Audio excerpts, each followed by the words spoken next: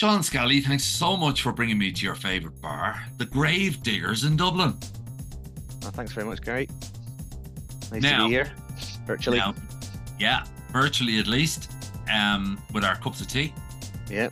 So here's the thing: it doesn't take a rocket scientist to work out the Grave Diggers is obviously close to a cemetery or something, is it? Mm. It is, yeah. It's I live up close by. I live in Glassnevin anyways, so it's beside Glassnevin Cemetery, which has got like about a million in it. It's actually got more people buried in Glassnevin Cemetery than there are alive and living in Dublin at the moment. It's the last time I checked. So it's yeah, it's like there's a great documentary actually, one over 1 million Dubliners. It was from a few years ago. And it's on the Gravediggers. I'd highly recommend anybody go in there. They do tours and all the hits are buried there. Michael Collins, De Valera, that type of stuff. So it's worth it. The cemetery, that's not the pub. And also one of the great things is that one of the as you walk around it, there's actually an exit from the cemetery which is takes you straight to the Gravediggers pub. Which is obviously it's not your usual thing, but it's there's actually another pub called the Gravediggers in Edinburgh, which is also very good. But And I the take from Diggers is your a great pub. accent, I take from your accent that you've been in that as well. Yeah, I have. Yeah, I was born in Scotland and moved over. I've lived in Ireland for a long time, but I've still got family, so I go back and forth. I grew up formatively in Galway in my teens. I was in Scotland before that. Okay. My mother's from Edinburgh, so I've actually have drank in the Gravediggers in Edinburgh. And my dad was a student in Edinburgh. So he always liked it. So, but we actually, when my dad and me would go to the Diggers in Dublin a good bit. So, and it seems a bit cliched, but I was in DCU back in the day, and it was a pub that would go to students. It's been around a while. It's like this great business model where they don't have any upkeep to do on it because the more you just leave it be and the older it gets, the more authentic it gets. It's this perfect business model where you have no, it's like the opposite from a building. It's more like, your O&M costs are going down as you as it goes, but it's a super boozer. Like if you like a pint of Guinness, it's really good. It's got a tapas bar in it as well, which is kind of a fusion tapas, which is kind of weird to have in it, which, it's one of the owners is like, you get spring rolls, but they're bacon and cabbage spring rolls, that type of stuff. It's got really good cuddle for the pure authentic dubs. Hmm. And the pint of Guinness is pretty good. You just get a feel and a sense from the pictures that we have behind us. I mean, that particular little snug area there where we are, that hasn't had a lick of paint in probably 200 years. There's some film that Gene Wilder was in back in the 70s, and I forget the name of it, but he was actually sitting just in behind where you are now. And it hasn't had a lick of paint. It's the exact same as it was then. It's quite a dark pub, but again, nothing has changed. The ceilings of it are sort of lacquered and sort of smoke stained from back before the smoking bans and stuff like that. So it's good. There's no TVs in it. There's no music in it. Nothing. There's no live music either. So it's just conversation. No So it's TV. no TVs, no. So but it's a busy spot all day, every day, because it's if you like. And I sound like a bit of a cliche picking it because, if you go to TripAdvisor, it's one of the top things you can do in Dublin. It's even got a bus stop that goes outside it. So if you do the Halloween bus tour in Dublin as well, that goes from Smithfield, they have a stop on it as well. So you got all these punters going around at that time, sort of doing it's nuts. I can't say enough. It's a great boozer, Wonderful. and it's And of course, because you were a local and stuff, you're allowed to call it the Diggers or whatever you call it. You're yeah, allowed. the Diggers. Yeah, it's very famous. Yeah, it's good, and it's kind of weird. It's where it's located. You wouldn't kind of understand it because it's actually almost within an estate, a very old estate. It's big kind of square, well, circular sort of thing. So it's there, but it's busy all the time because of the tourist attraction it is, the overflow it gets from people that are going. Well, they'll do a tour for they'll go from the grave diggers into the cemetery, which also goes on to the Botanic Gardens. So you've got all that sort of trifecta of things. I prefer to stick to the grave diggers. It's a nice thing to do when you're out sort of walking around with the family and sort of, oh, look what's here. We're at the end of it. So let's Oh, you have a have to. drink. Let's have a drink. So the door opens, bursts open, and there's somebody dead or alive standing there. Who would you love it to be for a pint? Again, being cliched, I'd probably be Alex Ferguson. I don't know, big Man United fan, fellow Scot. He also managed Aberdeen, for those that remember, back in the late 70s, were the last actually team outside of Celtic and Rangers to win the Scottish Premiership by any sense, and they won the European, it was the European Cup Winners' Cup, I think it was at the time. Yeah. And then went obviously to Man United and did amazing things. It hasn't been that well, and it hasn't gone that well since, to be honest with you. Whereas going from sort of being younger and sort of kind of lording it over your mates, I've been taken taken the other way. The chicks have come to roost on that particular thing. So, but yeah, I just think he's had an amazing life in terms of success, in terms of how sort of what he's kind of brought and the success he's brought to teams and stuff like that. And it kind of shows what's happened since that, even with all the money in the world and like spending more than other clubs, it's kind of doesn't make any sense that you would spend more money and then actually continue to do worse. So it really shows you how the man management aspect of it, in terms of what he done, was so amazing. And again, amazing. We talk now about people having short spans of attention, and particularly fans. It seems that any manager loses a couple of matches and they want them out. But Ferguson, even with his traditional success, he was very close to losing it just before it all kicked off, wasn't he? That was the start of it, a bit before my time actually. But Yeah, yeah, I mean, we all kind of know what he read in terms of he sort of took a brush to players, some former Irish players as well, yeah, yeah. and sort of tried to sort of instill a sort of a not going down for pints straight after the match or having a smoke at halftime, um, and changing that sort of ethos into sort of more professional. And that came through in terms of the youth, which was the class of '92, which would very much my sort of my time frame, and became one of the most professional clubs, and really hooked on to what they really hooked on to, which other clubs felt at the time, was they hooked on to what the Premiership was in terms of sort of this global monster, which has now become. They really latched onto that, and again, to win something like that so consistently was, obviously Man City are doing it now, but it was just very impressive at the time. But again, it brings in the word, and I guess we don't want to go too far into our professional lives, but change never is in a straight line. And not everybody accepts change, and fans don't accept change. They want it quicker and stuff. But sometimes you just have to stick out to the beliefs, like whether it's renewable energy or whether it's the soccer team. Yeah, Change well, needs time to be accepted. and I think that's been because we're kind of talking. I'm probably by saying Man United fan, I'm alienating all the Liverpool fans that ever watch this.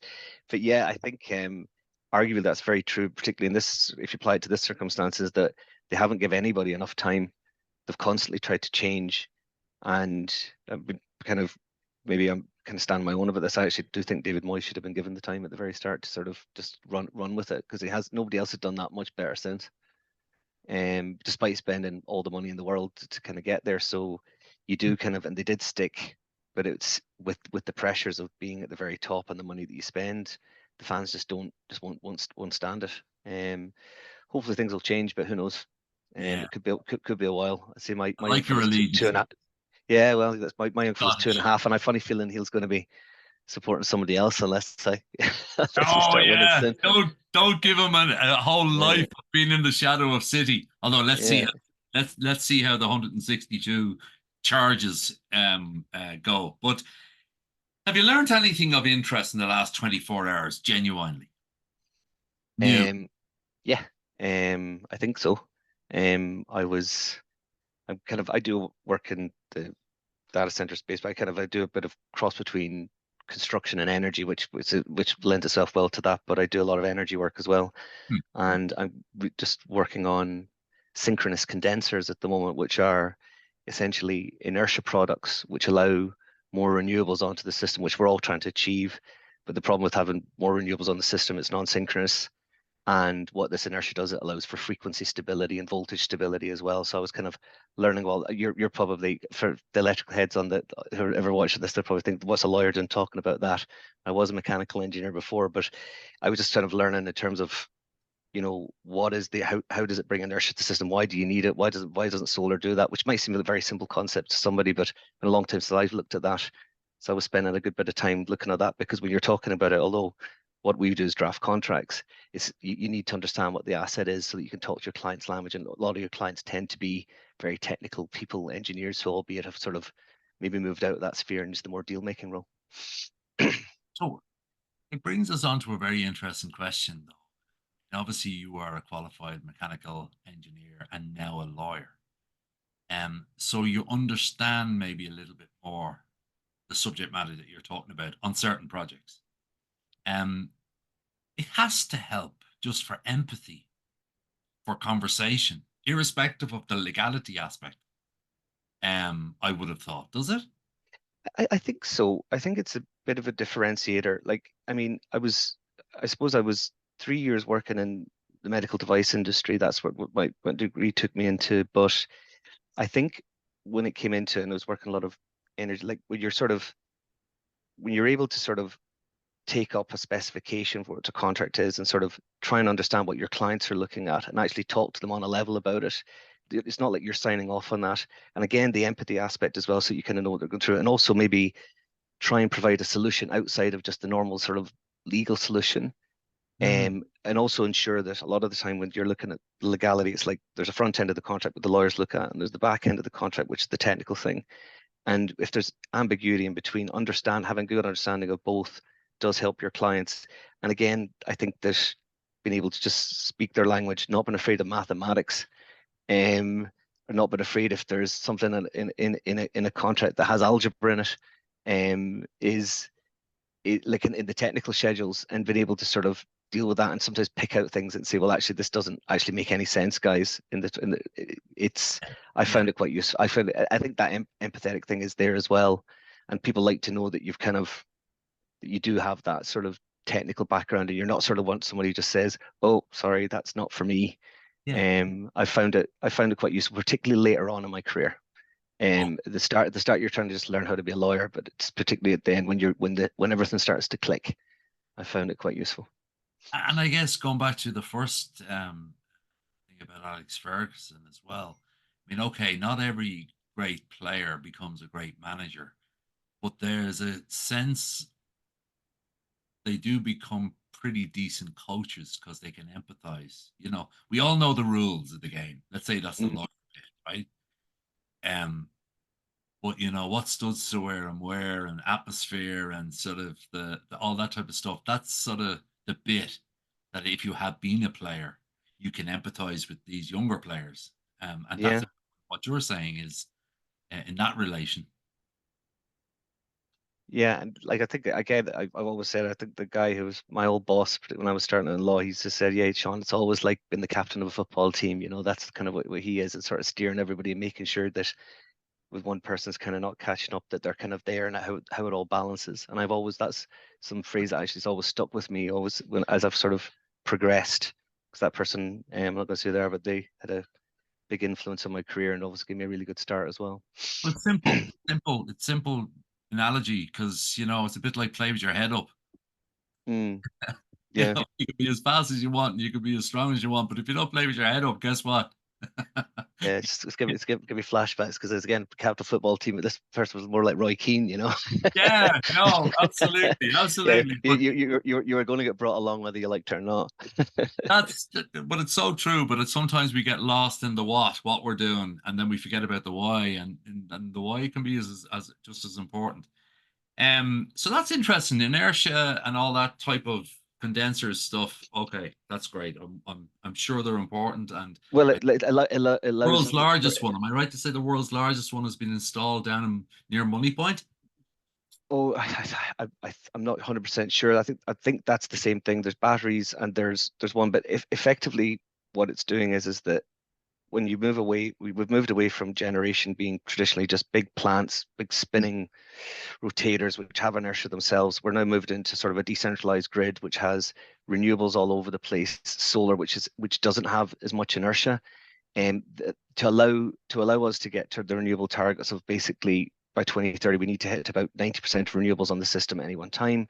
That's currently there are levels up to about 70%, but to get there you need all these other little bits and bobs, ancillary services. This is what this thing is, and that's what EirGrid procured under an auction recently. So we're sort of starting to deploy those units, which will ultimately allow us to have more renewables, which leads as well into, in terms of what the area we're in, because, the customers that we work for, they want renewable energy. They want a sort of the fuel mix to be as high as possible. So And this allows this. So it's all good. Oh, good. So I think I know half the answer to this, but I have to ask you anyway. What motivates you? Keeps you productive? Um, I, I, I, I mean, I just live and breathe the work. To be honest with you, it's like the areas just really interest me. I just think about it all the time. I have a good balance, but what motivates me in that respect is just like I work in a business which, although you're doing work for people, is in sales as well. So winning new work and new instructions based off the sort of work, or getting new instructions off clients because you're doing a good job, it really really motivates me. Um, and just the work itself is like, I'm lucky enough I kind of fell into this. I was an engineer, but I did a year working for a lobbyist in nuclear energy, which kind of got me over in London in the late 2000s, and that kind of got me interested in that before I kind of started doing my traineeship. But there, it's just such, and it's I kind of fell into it through that. But it's the area's just exploded, particularly in energy. And then about 6-7 years ago, people started talking about data centers, and I'd done, like, with energy, we did a lot of construction, and it was just a perfect sort of meld of the two. And it's been really good to me. And it's now the zeitgeist. When I started doing it, there weren't that many people doing it in the law, and we're always looking for new people. But now there's more and more people coming into it because the kids today are more interested in the whole climate agenda, the kind of the built environment. It's a new it's a lot sexier than it was when I first started doing it, anyways. But I just can't get enough of it. And it's But heavily regulated. I could go on about it, but yeah, that's what motivates me. but also what comes across, even in the few minutes that we've spoken, is an inquisitive mind. And Yeah, I know I shouldn't say this, but it's not an attribute I often put towards lawyers, funny enough. Because the first in our the first thing mind, I say, yeah, but the first thing I say to anybody who's doing this in terms of when I'm giving feedback or something like that is be more curious about what you're doing. yeah, Um, oh, it'll get you so far. It took me a while to get that, because when you're first starting out, like, you're just trying to learn what you're trying to do, and you're trying to, just get stuff off your desk. But then actually, when people send you things now, you can't really do that. Like, you're selling a service, and it has to be good. So you have to be curious about, why are people asking you to do stuff? Why do you want to do this? Why does this do that? And that does drive me a lot as well. It's like, I am hugely interested in what I do, and it's been good to me, and it's been good to, it puts food on the table. yeah, But I'm lucky enough that I actually quite enjoy what I do. So, but yeah, if you're not curious about what you're doing, you're just, boilerplate this, throw it out that, and it just doesn't help anybody. no, And I think if clients get you come across that you're interested in understanding about them, understanding about their business, that leads to more instructions and a better sort of a relationship. genuinely, Sean, it just makes, if we're going to spend hours together, if we're going to spend days together, Jesus, it helps if we at least can talk about something else other than the contract. Oh yeah, Just it on a just human perspective, it's yeah. great to be an inquisitive mind. And as you've said, and it's come across here, there's many strings to your bow, from family to football to the whole lot. I have spent many, many years selling to many, many people. And usually after a while, you stop talking about the product, you start talking about the football, or you start talking about that. And then you go, oh, by the way, That's where you always want to get to. That kind of being a trusted advisor can take a while. it Um, but absolutely, if you can do it, and then hopefully, as you say, you're talking things like this and just having a pint, which we should do. Oh, yeah, absolutely. It's been your authentic self, and I think that's what you've been on this show.